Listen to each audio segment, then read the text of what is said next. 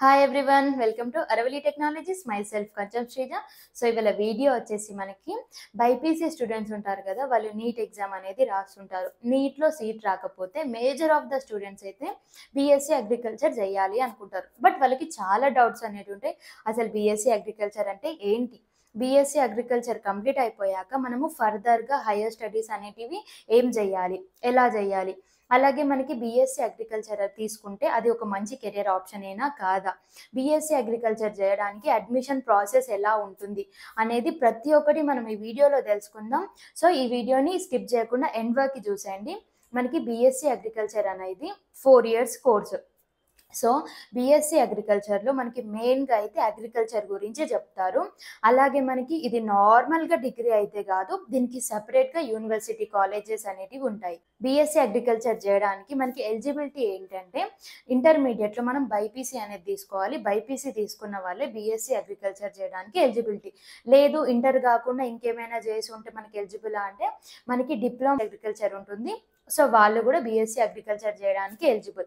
So అలాగే మనకి BSc agriculture అనేది 4 years ఉంటుంది.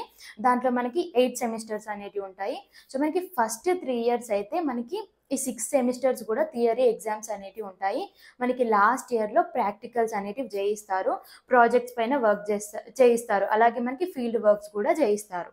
మనకి బీఎస్సీ అగ్రికల్చర్ అనేది చెయ్యాలి అంటే నార్మల్గా అయితే 2.52 లేదంటే 3 lakhs వరకే అవ్వచ్చు బీఎస్సీ అగ్రికల్చర్ చేయడానికి.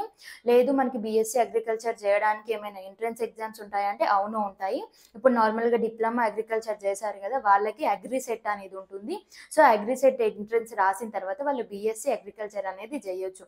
అలాగే మనకి నేషనల్ లెవెల్లో ఎంట్రన్స్ ఎగ్జామ్ అనేది ఉంటుంది. అదే మనకి ఐకేఆర్ అనేది చేశాక కూడా మనం బీఎస్సీ అగ్రికల్చర్ అనేది చేయొచ్చు.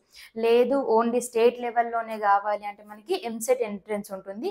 సో ఈ ఎంసెట్ ఎంట్రన్స్ అనేది రాసిన తర్వాత మనకి బీఎస్సీ అగ్రికల్చర్ అనేది చేయొచ్చు.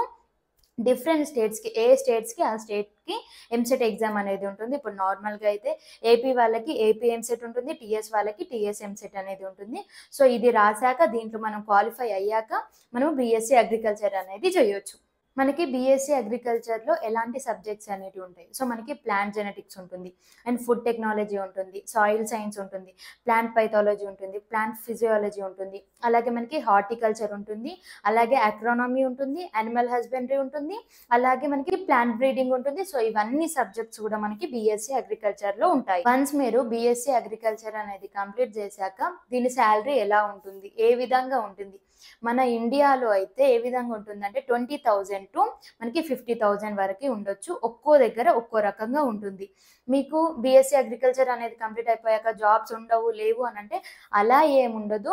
నాట్ ఓన్లీ బీఎస్సీ అగ్రికల్చర్, మనం ఏ డిగ్రీ చేసినా కూడా మనము టాప్ 10లో ఉంటే డెఫినెట్గా మనకి జాబ్ అనేది దొరుకుతుంది. మనకి ఎక్కడైనా కాంపిటీషన్ అనేది ఉంటుంది.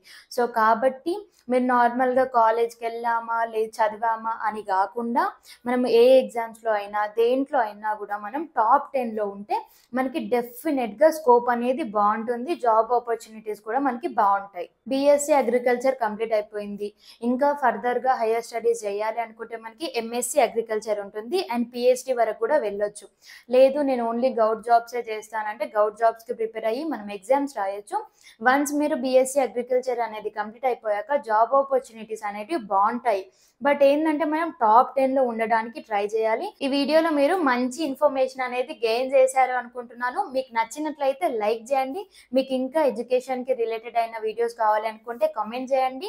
అండ్ మీకు ఈ వీడియోలో బీఎస్సీ అగ్రికల్చర్ అంటే ఏంటి, దీని అడ్మిషన్ ప్రాసెస్ ఏంటి, ఆపర్చునిటీస్ ఏంటి, సబ్జెక్ట్స్ ఏంటి అనేది డీటెయిల్గా తెలుసుకున్నారు అనుకుంటున్నాను.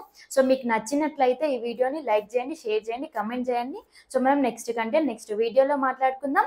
And subscribe to my channel.